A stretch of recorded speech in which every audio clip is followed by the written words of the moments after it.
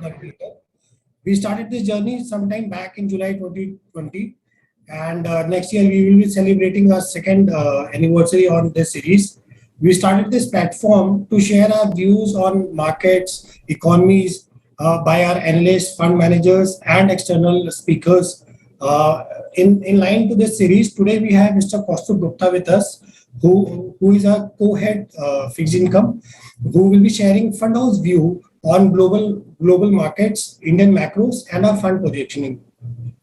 Kaustubh has over 18 years of experience, and prior joining to Birla, he was with ICICI Bank for 5 years. He joined Birla in 2009, and as you all are aware, he manages our liquid fund, money manager fund, savings fund, floater, corporate bond, banking PSU, and cumulatively it's 1.4 lakh crores of assets which he manages.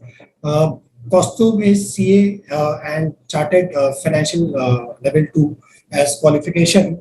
So welcome Kaustubh on Market Navigator. Thank you, Amit, and good afternoon to everyone. So Kaustubh, let's start this session. What's your view on global macros and Indian market outlook? Okay, so look, as far as global part is concerned, so clearly global growth seems to be uh, continuing to be on a little bit of a slowdown as we have lost a lot of momentum and pace. Just in terms of number, at the end of 2000 calendar year 2021, world global GDP was supposed to grow in calendar year 2022 at the rate closer to 4.8 to 4.9. As we speak, World Bank has downgraded that number in a matter of 5 months to closer to 3.3. There is a clear downtrend which is seeing in most of the PMIs. Uh, on the other hand, inflation is clearly running above the target than most of the economies that otherwise what would they would warrant. Uh, so as of now, the things as they stand is that global growth is slowing, but the inflation continues to be on a higher side. Having said that, within that, inflation seems to be a larger problem for advanced economies compared to the developing markets or low income economies. And the real reason in our assessment is because of quantum of fiscal freebies which were given uh, in last year, which is why the demand conditions have come back quite strongly in few of the advanced economy. And because of these truncated supply chain that we saw and the later geopolitical issues that the world faced in the form of Russia and Ukraine, uh, the supply side of the economy has not commensurate response to the almost normalization of the demand condition, which is why that inflation is a problem for most of the policy makers.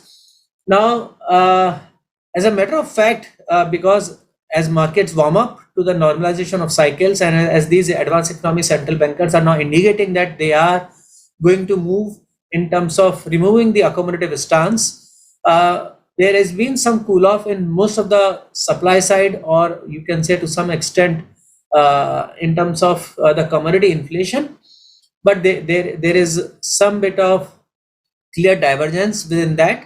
It seems that the softer commodities, which is largely the agriculture part of commodity and the energy complex, which is natural gas and oil, they still continue to remain elevated, which means that probably at these in these two sectors, it seems that the supply side is much beyond the monetary policy. They may be actually because of geopolitical disproportionate impact on them, which is having a impairing on their correction.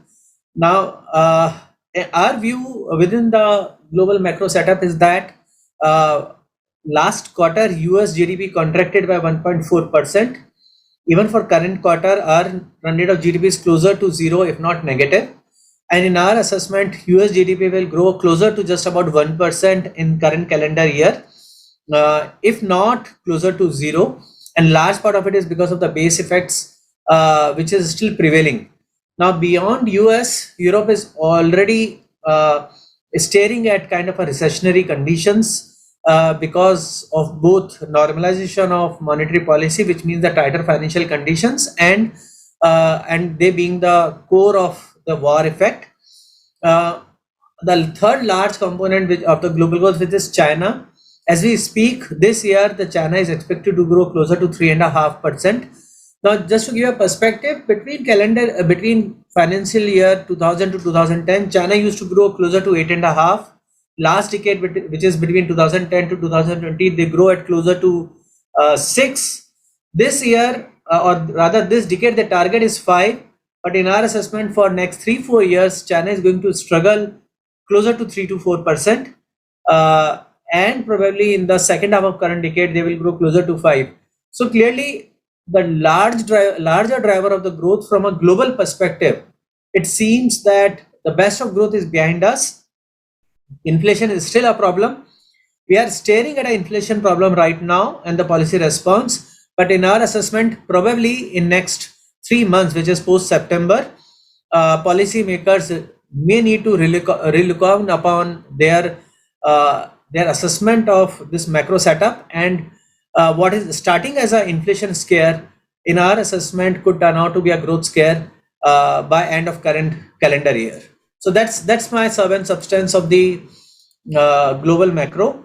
Uh, in terms of our connectivity with them, because our macro is very much connected, because in this new world of globalization, everything gets connected in a very close quarters. Our main channel of communication is twofold. The first one, which is energy. So if the energy prices remain elevated, of course, it will have bearing on our inflation, on our financial stability, on our price stability.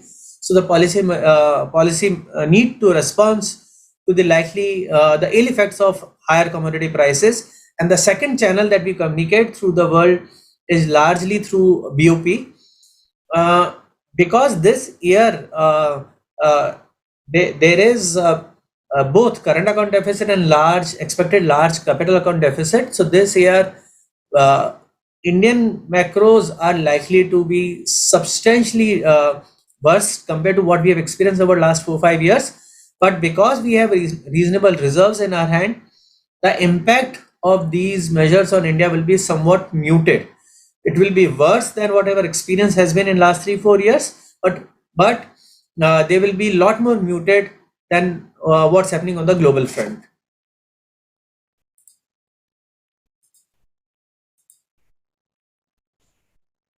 Thanks, Kaustubh.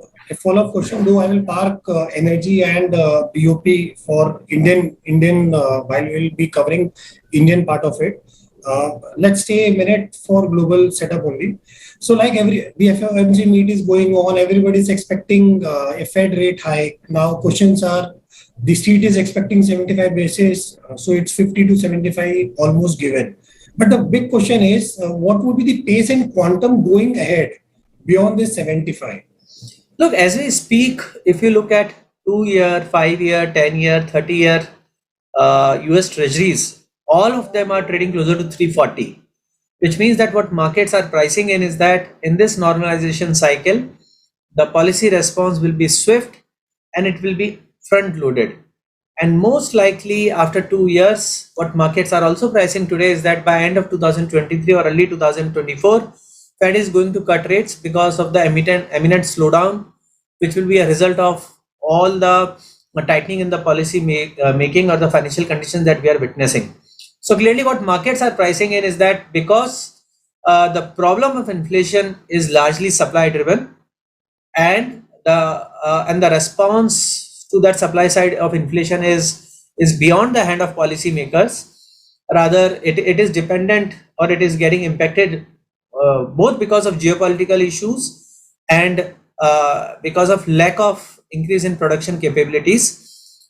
The only way to make sure that the inflation expectations doesn't go out of their hand, or the credibility of policy making doesn't go out of their hand, is to make sure that the demand is sacrificed in immediate or short term, which means that if the supply side is not responding, but your demand is going up, and which is in turn leading it to a higher level of inflation, which is the crossing point of demand and supply.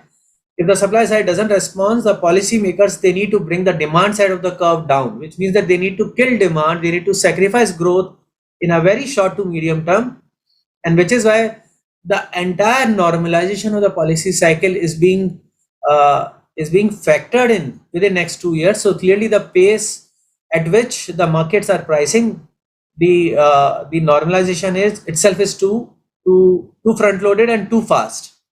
That's point one. Now the point two uh, is now usually central bankers, they don't move to the extent that markets already price or bake in. Why?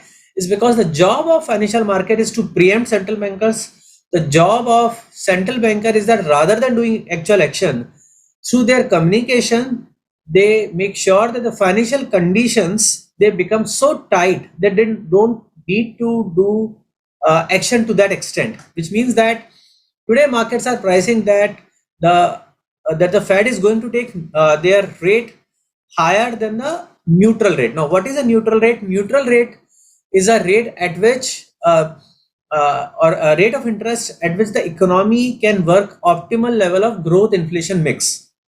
So, agar uh, if we see that that the it is assumed that the neutral rate for the US is closer to 2.5 to 3, and what markets are pricing is that Fed is going to take rates closer to 3.5, which means that markets are giving a signal that in order to cool down the economy, Fed not only need to cross that optimal level of rate, but need to tighten even much more than optimal rate, so that the demand conditions is actually broken.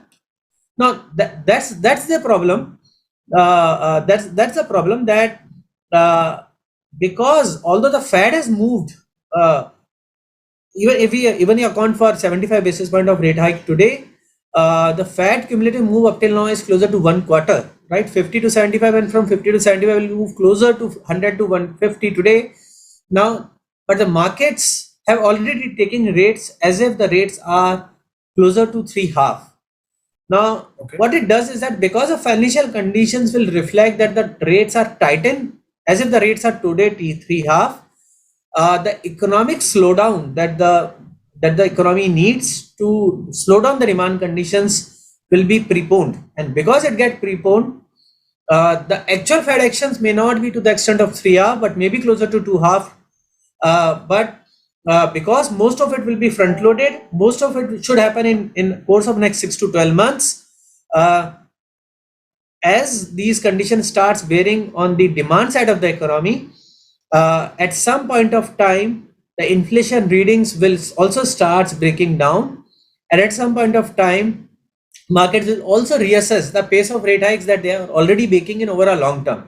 So in our assessment, now this was point two. So in our assessment, my assessment is that that the Fed is going to hike rates today. Fed is going to do rate hikes even in next two policy itself, which is July and again in September. But beyond September, as I tried to told you in the previous question, that beyond September, I think the growth scare will also be equally visible as what the inflation scare we are looking at today. At that point of time, probably market will reassess the pace of rate hikes, and probably the Fed may not be doing the larger rate hikes that what has been factored between this policy and next policy, but Fed will slow down. Hopefully by that end, which is by September, we should be able to find resolution on what's happening on geopolitical side of it. Hopefully by that end, even the supply side will also take some measures. So there will be some clear signs that the inflation is cooling down. If inflation doesn't cool down, then we should assume that Fed will continue to do rate hikes, and they will make sure that the inflation remains the priority till the time there are clear signs that the momentum of inflation is at least slowing. Thank you, Kaustubh, on that. Quickly, while we say that the Fed is or central banker is behind the curve, and there is a talk of the town that Fed is not been able for a soft landing, so they are preparing. So, what does this mean for them? What's there for market? Sorry, they are preparing for? So, it's been talked that Fed is behind the curve, And secondly, they are preparing for a hard landing or soft landing Okay. kind of. So what does So this mean? okay, so yeah, which is I think it's a great question, that what is soft landing, what is hard landing. We are not fighting a plane and stuff, and so there is something that's going to land, right? So the point is that there are economic cycles, okay, and they go up and go down. That's few years economy do well, few years economy do bad. Now, each economy has a range which is a natural range of growth. For example, just to give you a perspective, that for example, India, it is assumed that India natural rate of growth is closer to 6%. That if we grow closer to 6%, our inflation will also range between 4 to 6%. So that level of growth, uh, which does not generate a overheating conditions in the economy, is a natural rate of growth. Okay. Now, this natural rate of growth is the central tendency of growth. Okay, 6%.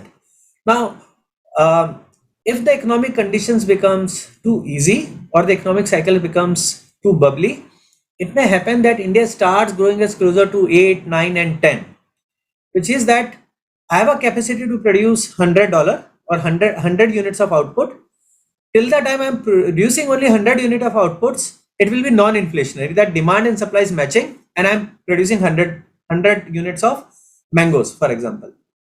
Now, but suddenly, if the demand of mango goes to, instead of 100 bucks, to 110 bucks, but my country has an ability to produce only 100 mangoes during that year.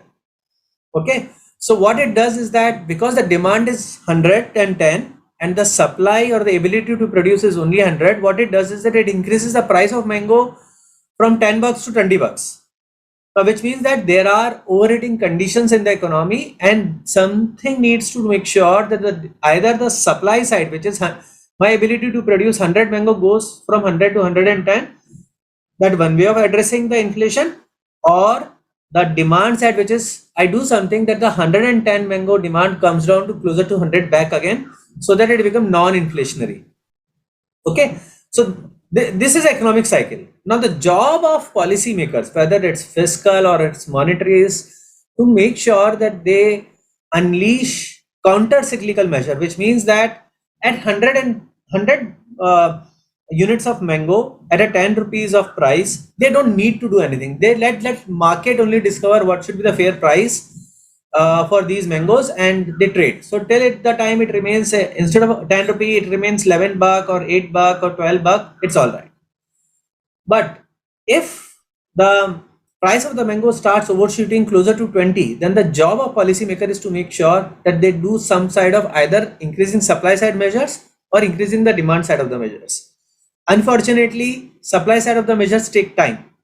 So how they counter cyclical is that they tighten the financial conditions or they increase taxes so that the money available to the demand conditions is lesser, so that the demand conditions cools off, right? So that's how the policymaker, by acting counter cyclically, they try to address the mismatch between demand and supply. And similarly is the mirror image. What is the mirror image? That if the people of this country starts feeling miserable, they are not hopeful, or the demand condition starts misbehaving, and the demand for mango falls to 90 buck, like we saw somewhere in pandemic, or you can say in 2013, or you can say 2008-9, when there is a lot of fear around us.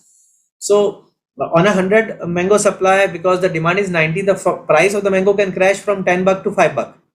So at that time they need to ease, they need to make conditions so light that people can borrow and they can actually consume more. So that's the way policymakers, especially on the monetary side, they try to incentivize its economic agents to demand more than what is generally ceteris paribus needed. So this is the way the economic cycle works. Are you with me up till now?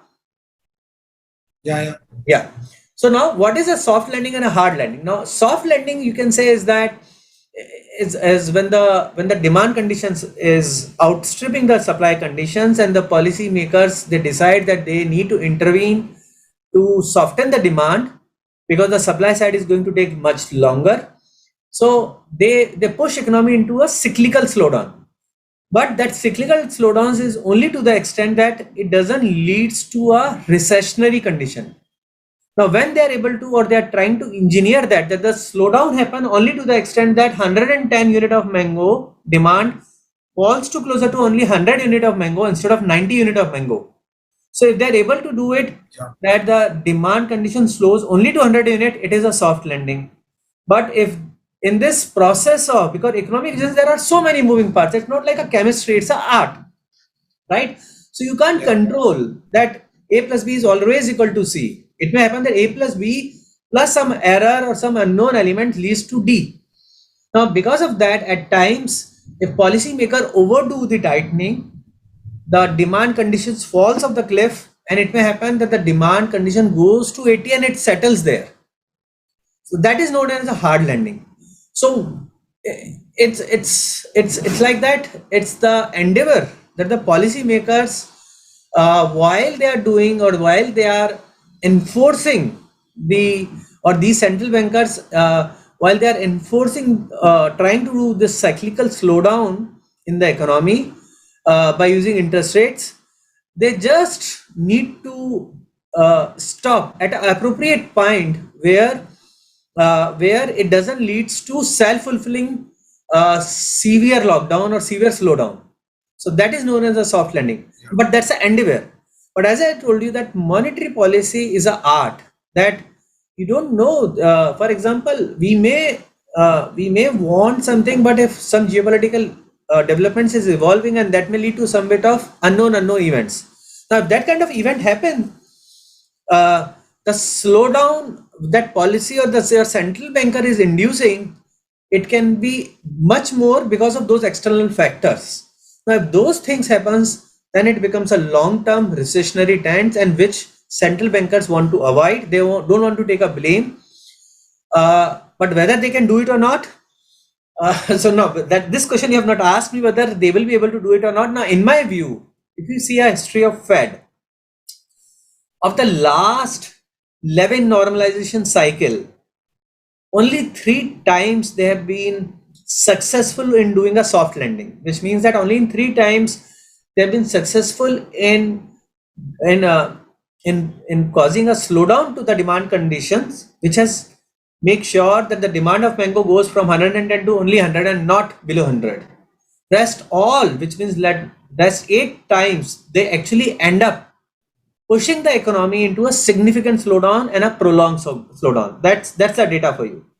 Now, what are the three data? Those 3 cycles, what actually happened? Now, of those 3 cycles, the data indicates that from 2 cycles there was a extraordinary stimulus which came in the form of fall in energy prices, which is specifically crude. That the crude prices fell more than 20% during that period of normalization, which automatically act as a stimulus when the normalization is happening. So because there was a counter cyclical stimulus which was there, uh, 2 of those 3 conditions, when they were able to achieve soft landing, uh, the demand conditions were able to, or the slowdown was lot more muted. Now, on the remaining one instance, when they were able to achieve soft landing, is the when there was a fiscal stimulus which was unleashed against the tightening conditions. Now, as we speak today, as the world speaks today, there are clear headwinds in terms of energy prices, that even if we are able to resolve Russia-Ukraine, we don't see a sight that the crude can settle sub 100. And clearly, it's now evident that the world has no longer has appetite for next round of fiscal stimulus. So I would say that the probability that if Fed actually is trying to fight this battle, that whether they will be able to do a soft landing or a hard landing, I would say 2/3 chance that we enter into it. It is gonna be a hard landing, which means that it's gonna be uh, it's gonna be a deep slowdown or a downturn, which the world will be exposed to for at least next 2, 3, 4 years, and not for 1 or 2 quarters. Thank you, Gaustav, for that detailed answer. That is very helpful for all our viewers over here. And that also answered the next question which I had. that back home inflation is also a worry for us and for our policymakers. So just to quickly look forward to your thoughts on Indian growth and inflation, just to because ours is on more supply-led inflation, and recent interest rates are not immediately supporting to that.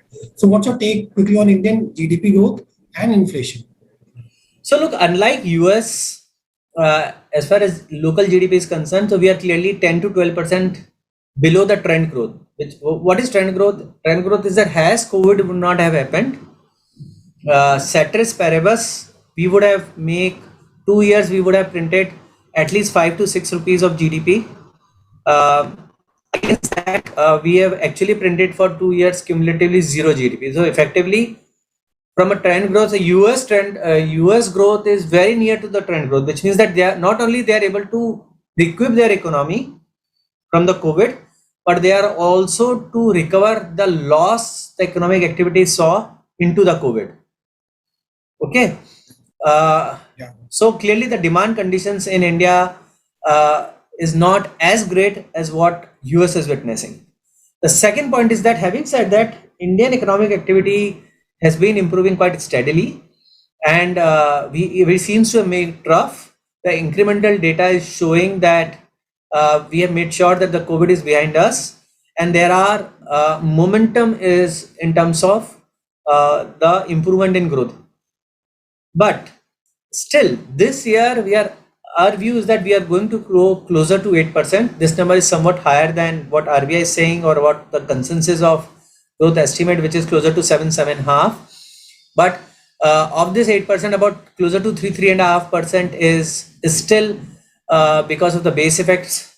Because last year during the same quarter there was wave 2, which had economic activity. So if you strip that out, our run rate of growth this year is still closer to 3.5 to 4, which is from a pre-pandemic level is still about closer to 2 to 3% lower, which is that if we assume that the potential for India to grow at 6, we are still growing closer to 3.5 only. So that's you can say is to some extent a bad news. The good news is that we are recovering, and we are recovering fast. We are recovering uninterruptedly, but we need to see this momentum stays with us. Uh, the major roadblock is the energy prices, where which is like a transfer of wealth from India to offshore to these crude producers, and which is a straight cut from our GDP. Now coming to inflation, now this week we did had the inflation numbers which came at 7.04. Now this number was, if you look at the internal, the number was great in the sense that we didn't saw the momentum of inflation gaining the strength. In fact, at margin, the momentum of the inflation has cooled off. Now, this should give some comfort to the RBI that given that the demand conditions they are still not normalized, and the inflation is not misbehaving up till now. Given the global context, now what is the global context? US target of inflation is 2, and they are at 8. Our target of inflation is 4 to 6, and we are also at closer to 7, or you can say 7.5. So our deviation in terms of inflation is far lower than most of the our advanced economic counterparts, which means that RBI can continue to remain focused on the domestic side of the economy rather than worrying about what's happening on the global front. But I would say that because it's, I think again, I'll take you to the answer of question number 1, that we are connected to the world through two main channels. The one is energy, and the second channel is BOP. That if Fed is going to tighten in a very swift and the fast manner, it will have impact on our stability, which is largely the external balances. So RBI also need to move upon, and they also need to move commensurate. So commensurate in the sense they also need to tighten the conditions at margin. So given this growth inflation dynamic, my sense is that unlike the history, what it would suggest that if Fed does something, the emerging market needs to do 1 point some X of that. That if the Fed move by 1%, we need to buy 1.5%. That's clearly not the case.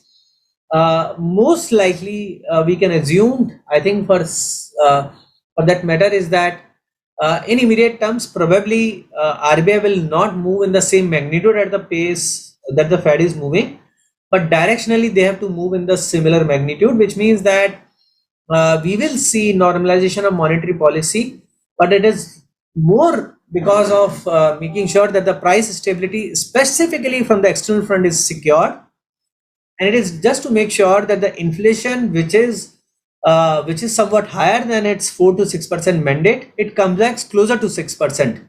But the good thing is that the demand, because the demand conditions are still muted, that's why the deviation from 6% is not much.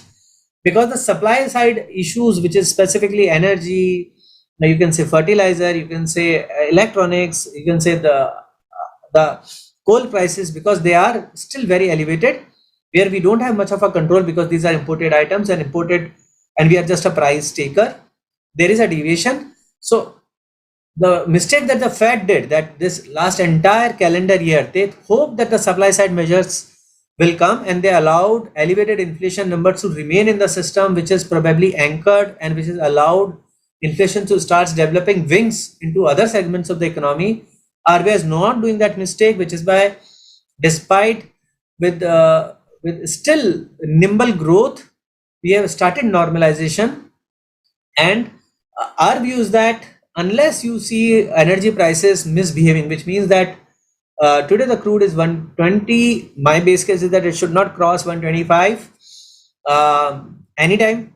But if we start seeing that complex starts misbehaving, then there are chances that even Indian inflation can get out of control. But and again, it is largely because of the supply driven side of the driven, because we also seeing a normalization of the economic activity, which means that normalization demand side of the activity.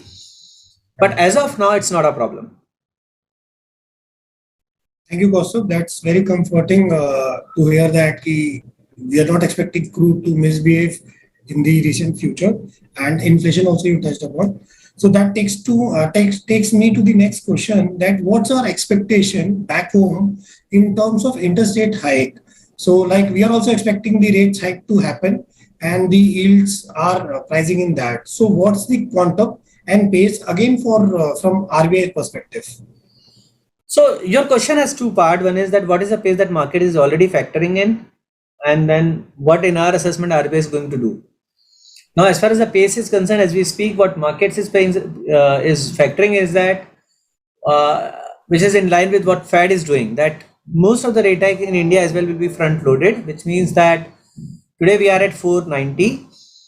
Okay, so what markets are expecting is that we will be reaching closer to 7.5, or rather closer to 7 quarter by June of 2023, which means that in the next 12 months we move from 490 to 7 quarter. So that's the kind of the pace of rate hikes which markets are already factoring in. In terms of each policy, what markets are factoring is that for next 3 policy, RBI is going to hike by 50, 50, 50, and then every policy we are going to hike by 25, 25, 25. So that makes broadly some bit of assessment, and then the liquidity also shifts from accommodative to deficit by June of 23. So that's how the pace of rate hikes is being built in. Now, what in our assessment RBI is going to do? Now, look, even in India, central bankers may not need to move to that extent that what markets are pricing in, because the financial conditions are also already getting too much tight, and it will have its bearing on demand conditions locally, where the conditions are still not as great as what we have seen in US. More importantly, if the world growth slows in the magnitude that I am envisaging, that post September, probably the bigger question will be how deep is the contraction, or how deep is the slowdown in the demand, rather than how sooner the inflation is going to settle sub 2 in US.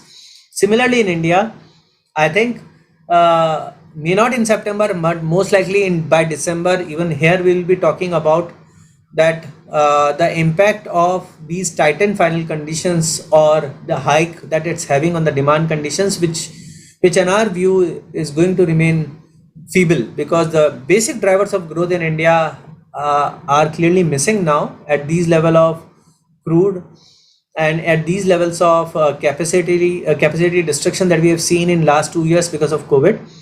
So in my view, markets are pricing closer to 7 quarter.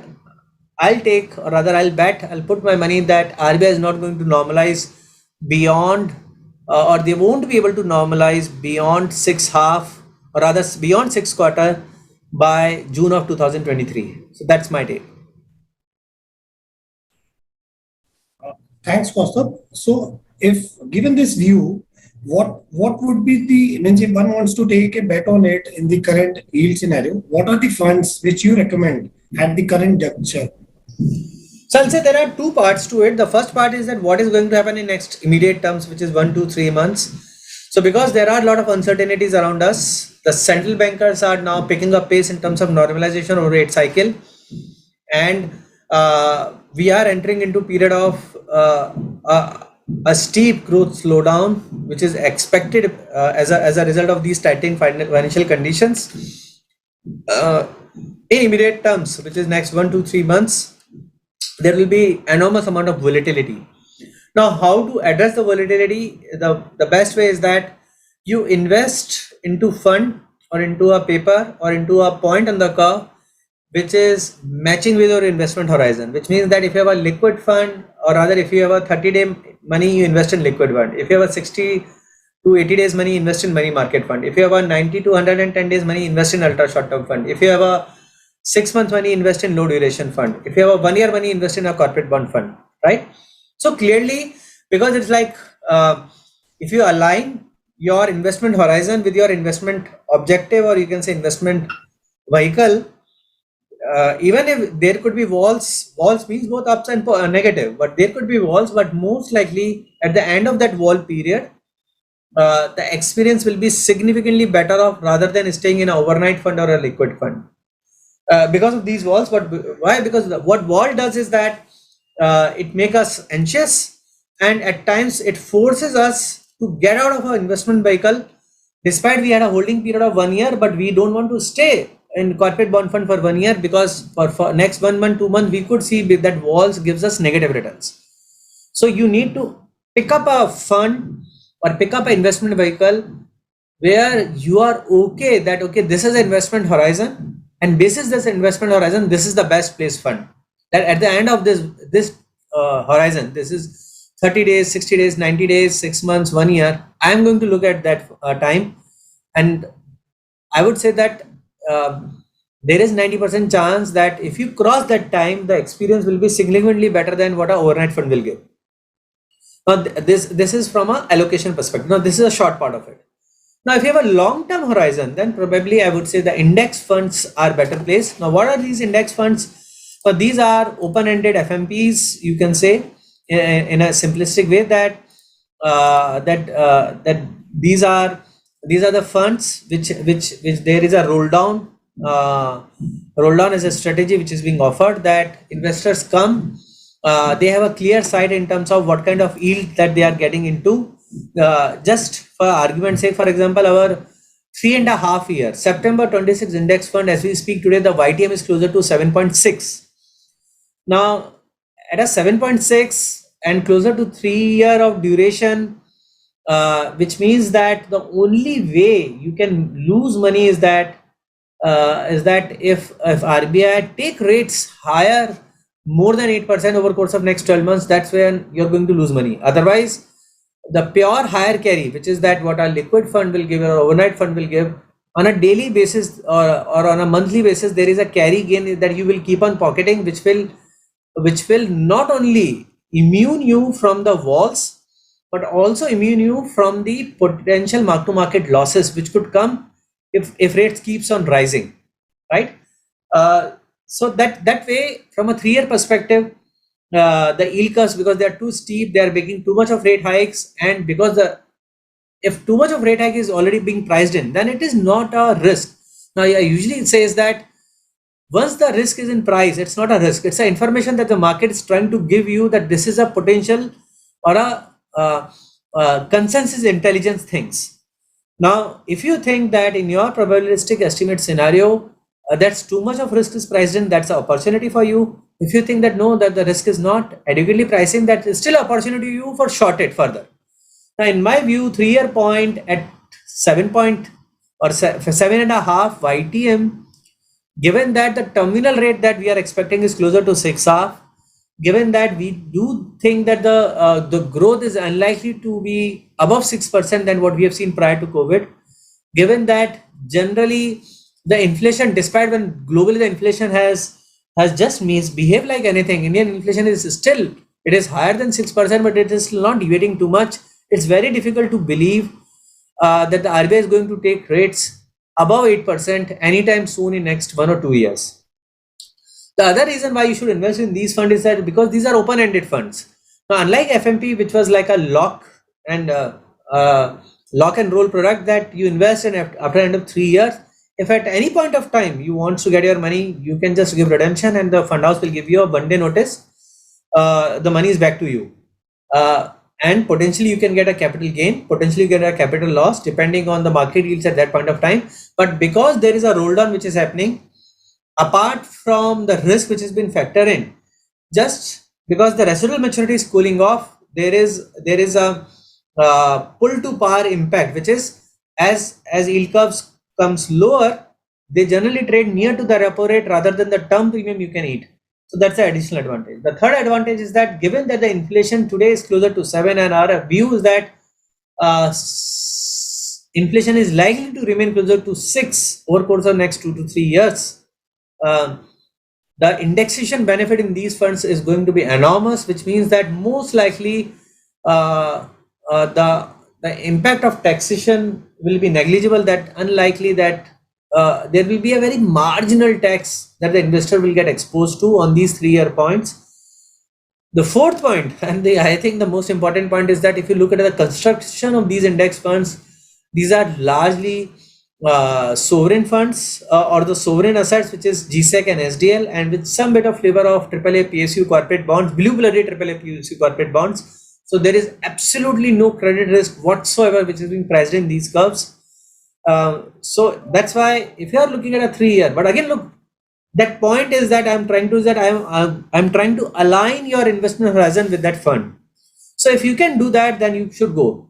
But if you don't have any appetite for any kind of walls, if you are too much perturbed with what's happening on the global front, if you think that no policy makers are going to rates take significantly higher than what we have experienced over course of last 10-20 years, then you should stick your neck out and you should stay away. You should keep in only in overnight funds. That's not my base case. That's my tail risk, probably 10% probability. My 70% probability is that the worst, or I would say that barring 10-15 basis point move here and there, if you adjust for carry, then worst in yield is behind us. Every month you will get some carry benefit, which will take care of your potential walls or potential up move in yield curve, if at all it has to happen. So I'll put my money, and I'll say that 15-20% chance that if the inflation starts slowing down, then we could see market reassess the pace of rate hikes and there could be potential capital gains. So thanks, Kaustubh, on this. So we are getting few questions also around few funds, but I would like to spend a minute more on this index funds to understand it better.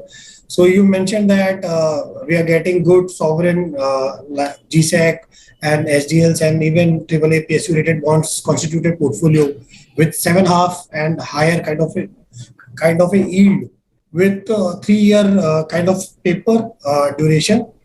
Added to it is the inflation. So it's like it seems like means almost means one of the safest bet one can look forward to. So yeah, so there is no liquidity risk. There is no so there is no liquidity risk. There is no credit risk. First, you understand that, which exposed to only the duration risk that we are talking about.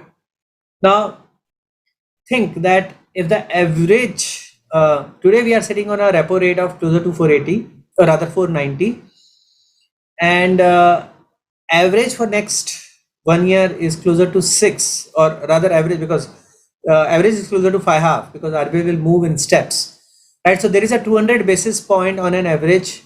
You are getting additional carry.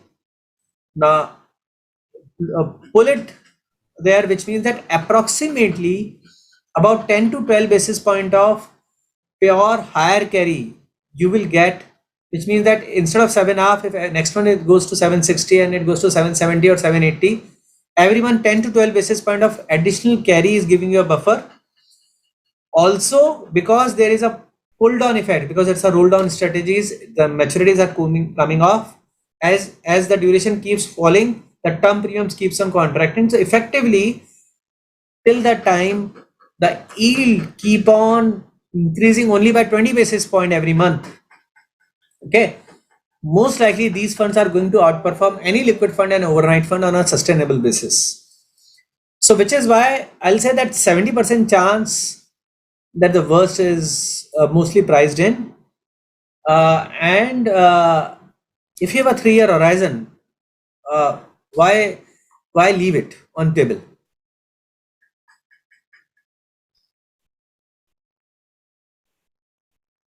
Yeah.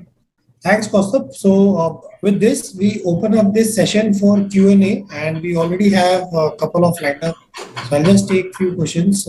Yeah. So we have first question from Mr. Vinod Jain.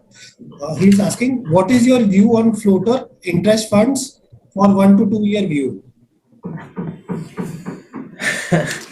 No, it's a tricky question in the sense that fortunately or unfortunately, each fund house is running different strategy in a floater fund, right?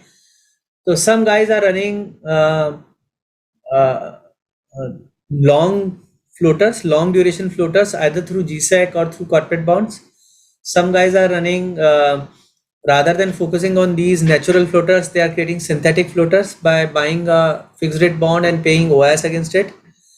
There are fund houses, for example, like us, that in our floater fund we are running 6 months of duration, and we are running 6 months of duration, I think now for closer to 6 months, right? So everyone has a different strategy.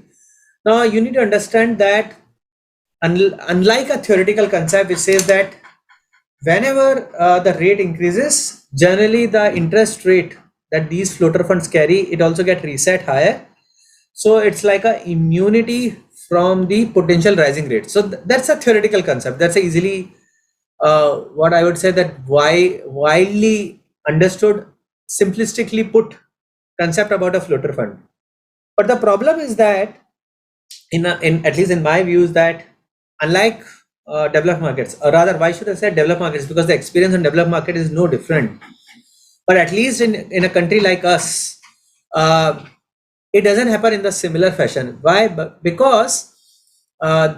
because when you are entering into a floater, you are also committing not only to the floating part of it, you are also committing to a fixed spread over this floating rate of instrument, which means that, for example, uh, if I would have bought a company a 6 months back at a 3-month T-bill, let me give you a live example. We bought HDFC Limited floater in our funds. Okay, we bought at a spread of 3-month T-bill plus 80 basis points. Now this 80 basis point is fixed. Okay, now at that time, HDFC at 1 year, 2 year, 3 months, 6 months were trading at a spread of 30 to 40 basis points only. Okay, so we thought that this 80 basis point is sufficient enough. Now compared to a fixed rate bond, it was available at about 40 basis point lower. The starting rate was 40 to 50 basis point lower. That the 2-year HDFC was trading closer to 6%. Our starting point was closer to 5.5. 3-month T-bill plus 80 basis point at that point, for example, is at 5.5. So I was ready to leave 50 basis point as an insurance premium, that whenever the interest rates goes up, because my 3-month T-bill will go up, so my implied interest rates or embedded interest rates will also get reset, and because it get reset, eventually this 50 basis points loss that I'm taking for short term, it will become a profit in long term. Okay, now what has happened is that when interest rates start rising, that 7% point has moved closer to 8.5. Okay, now 3-month T-bill has also moved, but the problem is that other points have also moved commensurately. It has not happened that the shorter end has moved larger and the longer end has moved not to that extent. Everything between 3 months to 3-year or 4-year has moved anywhere between closer to 150 basis points. The resultant is what? That today the amount of loss that I would have incurred on a 2-year HDFC, and I would have incurred on this floater of 2-year HDFC at 80 basis point plus 3-month T-bill is same. So in a rising rate scenario, the floating rate instrument has given almost similar loss than what a fixed rate instrument has given. The good thing is that we have taken these just 1% and 2% of our AUM. That's where we got ourselves saved. Now, if someone has taken these instruments as a significant portion of their AUM, their loss is, I would say, similar than what a fixed rate of instrument has given to them or would have given to them. So if for me, my floating rate instruments in my floater fund or these natural floater funds is very contained at a fund house level, at a scheme level. So in our assessment, the best strategy or the only true strategy for emerging market country like us is that you reduce duration rather than investing in the hope that the floater fund is going to save you as an insurance cost. As a matter of now, the proof is in the pudding that if you open my floater fund, even that performance is suboptimal, but it is still better than CBLO fund. It is still better than a liquid fund because the duration itself is 6 months only. It is not that in this garb of I am investing in a floater fund, I have taken duration or average maturity significantly higher, which few of the strategies are there on the town is giving you. So, and if now when markets are already pricing in, probably the time is now to move away from floater and to move into a fixed rate of instruments where the risk is already being priced in now. So floater is not going to help me in this cycle. The another problem with the long-term floater, Amit, is that, or as a gentleman who has asked this question is that I think Mr. Vinod is that these floaters are absolutely illiquid instruments. God forbid, if I get a large redemptions, there is no way I can get out of these floater instruments. So from a risk perspective, what we have done is that as a fund house, the long-term floaters we have kept at 10%, long-term and short-term, which is how we define long-term is beyond 5 year. Long-term and short-term natural floaters we have kept at, in floater funds we have kept at closer to 30%. In other funds we have kept at closer to 20%. Including synthetic floaters in floater fund we have kept at closer to 60%. In other funds that number is capped at closer to 30%. Rather than running these floating strategies, we are running cash. So as to make sure that if markets are resetting higher, our ability to invest at a higher rate is significantly higher. So in my view, I am very skeptic that the floating rate instrument strategies is going to be meaningful different than what a fixed rate instrument strategy is going to deliver you. In my view, most likely, I would say that what you should look upon is the average maturity, or what you should look upon is the mod that the fund is running, that the fund or strategy is running, rather than going by without any, I would say without much of due del that the floater is there, so it is going to save you. In my view, within floater category, you should look upon how much is the exposure to the long-term floaters. I think they are absolutely illiquid, and there is a risk which is sitting on there. And as a fund house, we have kept cap internally. We are abiding with those caps. In most of the funds, we are significantly lower than those caps. That's how we manage and we see liquid these floating fund strategy as a whole. Thanks, Kaustubh, for that detailed answer on this, and also sharing the buying constraints in the floater segment. So with this, we move on to the next question by Savani. She has, so there are two questions from there. First, would target maturity, say the AVSL CRISIL AAA June 2023, be a good place to park money for a 1 year perspective? What happens post the portfolio maturity in June? So that is the first question. Okay, so look, ma'am, as we speak, the YTM is closer to 660, which means that the 1 year AAA corporate bonds you are able to invest at a yield of 6.60. I think this is a fair proposition, provided you have a 1 year perspective. Adjusted for expense, I think your experience should be that you should be able to get 1 year AAA exposure experience which is anywhere between 15 to 20 ticks. If you are investing, of course, in the direct scheme, then these yields at which you are investing into. So it's a reasonable proposition given that we are at 490, and given that what markets are pricing in is that the average uh, funding rate by RBI over course of next 1 year will be closer to 5.5. So these are without much of a risk. It's like a plain 1 year plain vanilla CD that you're getting exposed to. Now, what happened post June maturity? So look, there are two parts to it. The first part is that which is by the nature of this instrument, that as this funds crosses June, the fund collapse, the funds mature, because these are target maturity funds, and as maturity of the fund pass by, entire money is given back to the investors who are with us at that point of time. Now that's the easy part. Now the what we have thought beyond it is that we will try. Now why I'm saying try, because I don't have definitive answers with me right away today, because it's something in future that we are thinking to do, is that we will try and try to merge this fund with any other index fund or any other open-ended fund at the option of investor, that if investors want, they can merge this fund into any other fund of their choice at that point of time. We'll give them 2 or 3 options. Within that 2 or 3 options, they should have option to merge it, and with that option they will continue to see possibility of indexation if they want to take it. But that's why I'm saying that it is something which we will explore somewhere in the last quarter of current financial year, which is Jan, Feb and March.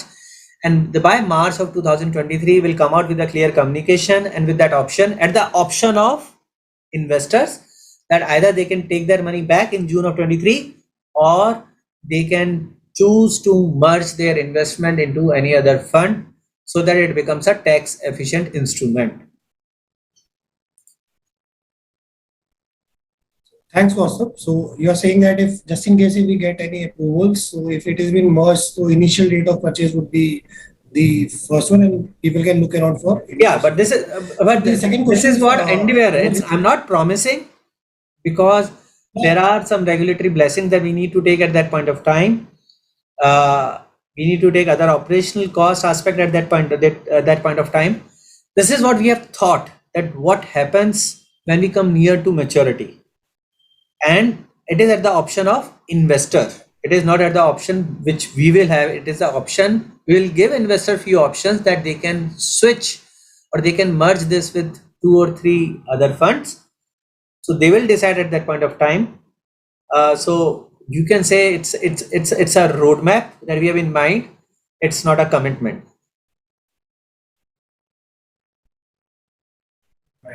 thank you, Kaustubh. So the second question is that at the moment, everyone seems to be positioning around the 3 year to 5 year space within the yield curve to play the steepness. What is the risk that rates tighten and growth slows, the curve itself flattens, say years down the line, and hence the roll down doesn't give as much benefit as it seems to promise? Shivani, Shivani is what you said, right? I don't know. So whomsoever asked this question, but this is what Amit used the word. But the point is, when we are proposing these 3 to 5 year maturity, we are not proposing it on our open-ended platform right away. What we are proposing them is to, if you have a 3 to 5 year money, you invest in these target maturity funds, in these index funds.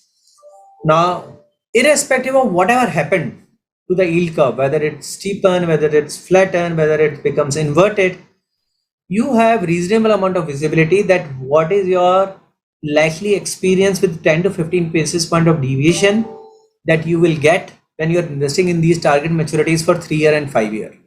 So there is a bit of there is a bit of certainty in terms of return experience that you can expect.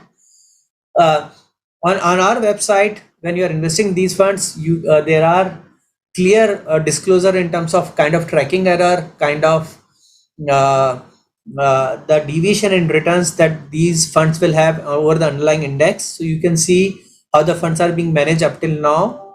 You can see on a live basis how the funds is going to manage even going ahead. So the point is that I'll agree that there are a lot of uncertainties around us, and which will have its implication on the shape of the yield curve. But if you are looking into invest in these 3 to 5 year maturities, with not with me, with any fund house, is what my sense is. My advice to you is that invest in these index funds rather than open-ended funds. My advice to you is that uh, uh, invest in strategies which are predominantly investing in sovereign and with little bit flavor of corporate bonds, so as to take care of potential liquidity issues. My advice to you is that once you are committing to it, you should be very clear in terms of your investment horizon, that if you are investing in a 3-year index fund, your investment horizon should be 3 year. The outcome will be is that at whatever level of yield you are investing into a particular index fund, which is disclosed on our website, or where the benchmark curve is disclosed, it's available on the public website, you should assume that adjusted for expense, 5-10 basis points here and there is what your experience should be if you stay with us for that tenure. Whether you stay with me, stay with any, or you invest with anybody else, that should be your investment structure while you are investing in current scenario of uncertainty, which is paramount everywhere. Thanks, Kaustav. So there are a couple of questions which are more or less same. So I'm just merging them. So Mr. Pankaj is asking, I want to invest in GSEC or income fund. Is it a good time or should I wait? And then another question is, what is your view on banking PSU 2-3 years old strategy? So, and what means another question is like, I want to invest for 4 years in debt funds. Which scheme suits to me? So, all three broadly into 2-3 years or 4 years time frame. So, what's your view Okay, on this? so in my view, you should stay away from gilt and income fund for now. We yield have risen and their 10-year GSEC is at 760, but our base case is that we are moving closer to 8, if not lower.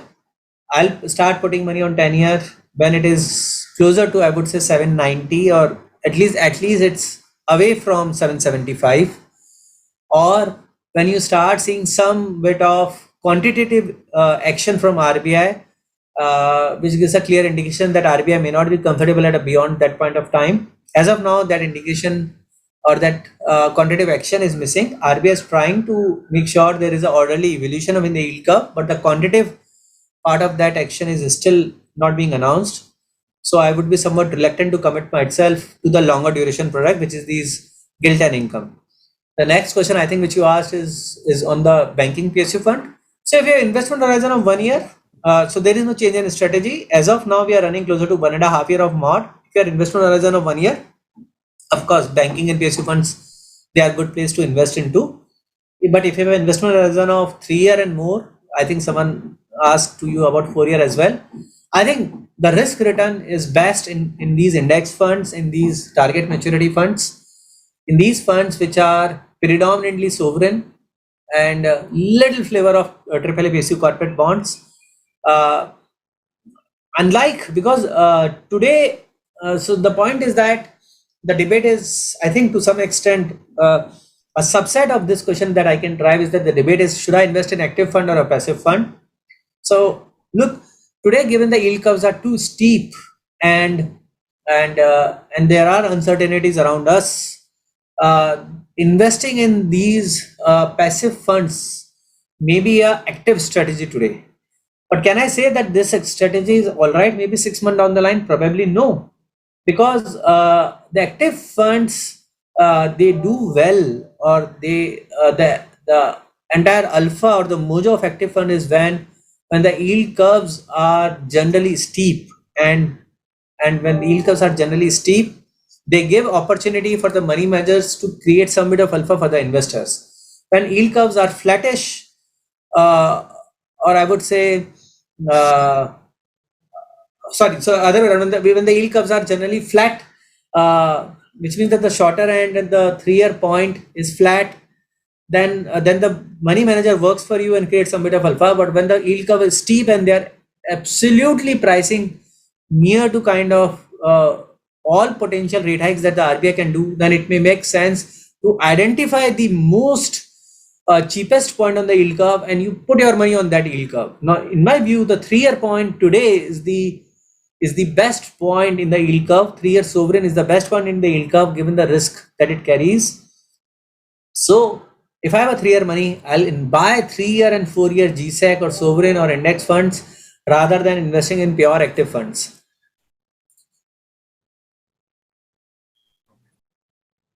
Thanks, Kaustubh. So we have another question from Sunali. What is the view on ultra short for 3 months from now? So look, as we speak, our ultra short term YTM is closer to 630. The duration is closer to 6 months. It is factoring in 350 basis point of rate hikes that RBI is going to do over course of the next 3 policy. Unless you are of the view that RBI is going to do intermeeting rate hikes, or unless you have an investment horizon which is lesser than 3 months, I think this is a best cash allocation strategy that one could have. These funds will give you optimal returns in terms of compared to the risk, because the risk, there is no duration risk, there is negligible credit risk, there is negligible liquidity risk, and they are capturing these steep rate hikes of 50 50 50. So they may not do as well as what index fund will give, they may not do as well what corporate bond fund will give, but they will give you significantly reasonable experience than what a liquid fund or overnight fund will give in a 3-month horizon.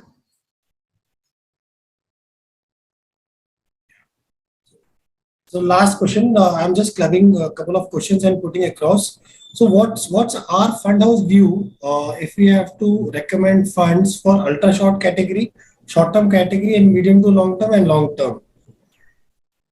Yeah, sorry, you need to repeat your question. I didn't get it. So I'm struggling with a bad network, my bad. So I'm saying what's a fund house view in ultra short category, short term category, and medium to long term category? Okay, so my views, I think on the 4th or 5th question, I told you that we are living in an uncertain period, and uncertainty is not only in terms of policy making, uncertainty is not only in terms of geopolitical, uncertainty is not only in terms of I would say what's going to happen on fiscal front. Clearly, for the first time, central bankers are tightening, I would say in last 30-40 years, at the time and the pace at which they are tightening at the time, and the growth is clearly slowing down. So it's a dangerous experiment that we are undergoing through. So in this dangerous experiments, the volatility will be significantly more than what we have experienced in any time during this last decade. And because the volatility part is significantly more, you need to align your investment vehicle with your investment horizon, which means that when you're looking for ultra short term, you have to have minimum 3 months of investment horizon. When you're talking about short term fund, you need to have minimum 1 year of investment horizon. When you're talking about long to medium term duration, of course, the horizon has to be 3 year and more. But in my view, given that the India demand and supply is significantly worse off than what we've experienced prior to COVID, I think the 10-year yield curve clearly has upside left, closer to 8 rather than closer to 7.5. So, so if you have a 3-year horizon, rather invest in a 3-year point, which will give you benefit, or which will give you the pricing of all the rate hikes which is already being priced in up to 3-year point. The demand supply mismatch is very minimal compared to the 10-year point. So rather than investing in medium to long term, I would rather invest in a 3-year indexation fund. And the most important part is that at some point of time, I think over the course of next 3 to 6 months, when GSEC will be trading closer to 790 or closer to 8, I think at that point of time, probably the timing for these medium to long term funds, which usually run closer to 5-year kind of duration, that will come in, but that time is not today.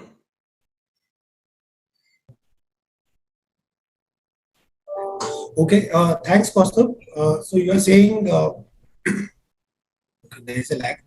So thanks, Kaustubh, for this. So with this, we come to closure of this session. So let me just give a brief of what we discussed.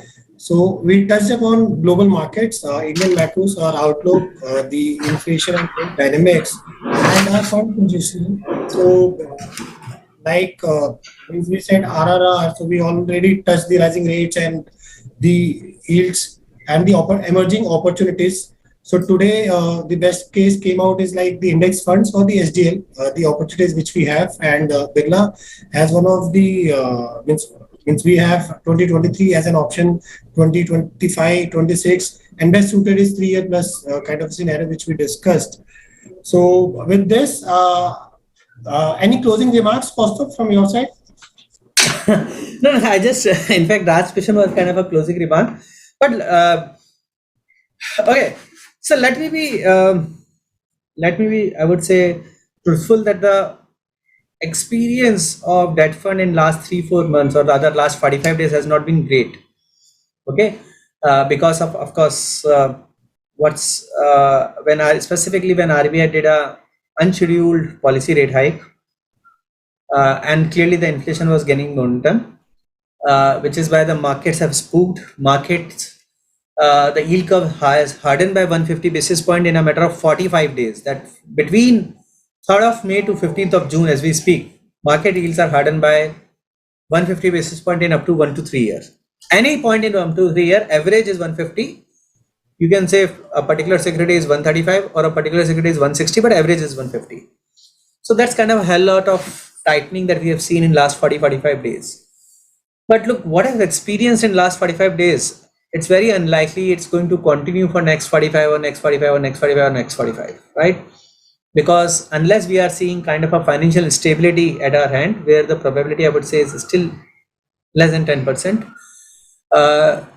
I think the yield curve for the first time in last 24 months, fixed income is giving you an investable opportunity that was not there post COVID. That when RBI cut rates at 330 and everything from you can say from the liquid to the extent to a short-term fund was yielding anywhere closer to 4.5 or 4 to 5%, right? And they were not comparable with the other source of traditional source of savings in India in fixed income financial markets, right? Today, even my ultra short term YTM is closer to 6.5 or rather 630 to be precise. So liquid fund YTM is closer to 5. So 5, money market is 6, ultra short term is 630, corporate bond fund is closer to 720. So today, for the first time, I would say these yields are comparable what investors have experienced between 2015 to 18. RBI is trying to normalize to pre-COVID levels. Market have normalized 5 years back, not 2 years back. And because inflation is likely to remain closer to 6, the benefit of indexation is going to stay here for long. So, in my view, in last 24 months, frankly, Amit, we have not reached out to our investors to invest in fixed income unless it's a compulsive investment, because there was no investable proposition for fixed income in last 24 months. But for the first time, I would say, in last 24 months, it is between June of 2020, post-COVID, to June of 2022, for the first time, there is a strong proposition that the risk-free curve itself is available at 7.5 yield. Okay, and even the cash alternative, which is ultra short term, money market, low duration, is available at significantly better than what a bank saving rates will give you. So now is the time, in my view, that the risk is well priced in. Now is the time, in my view, is that one should look, because the risk is well priced in, and the alternative, any other alternative to recording in progress. And any other alternative, sorry, am I audible? I don't know. You are, yes, sir. Go ahead. Yeah. So because for the first time in last 24 months, fixed income, which is a risk-free curve, is available at 7.5 at a 3-year point, or it is available at even 3, 6, 9, 12 months are available at a significant premium what a bank savings rates are being offered.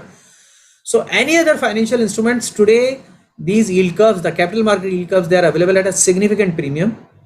So you should move your money for fixed income in line with your investment horizon and invest in these funds, maybe with us, maybe with any fund house. But don't ignore this as a probability or a possibility that the risks are well priced in and you are well rewarded now given the growth inflation dynamics that we are living in. So invest in fixed income, pick up your point, choose your points, and make sure that you optimize your returns on fixed income. I don't think post 2017 anytime we have a as good as condition for invest in fixed income as they are today. Thanks, Kaustubh. So, your views and your insights are very helpful from world of worry, the wall of worry which many of us had in our minds. You have from starting the session towards the end, you make it to the pocket of opportunities. So many pockets of opportunities already been shared in terms of SDLs and index. So we have a wide array of this, and we look forward for all our partners and clients to just reach out to your relationship managers and to us, and we'll share those details. With this, we come to the closure of this session. Thank you once again. Thanks, Kaustubh, and thanks, Thank partners, you. for joining us from various parts of the country for this session. Thank you and Thank you, namaskar. investors. Thanks.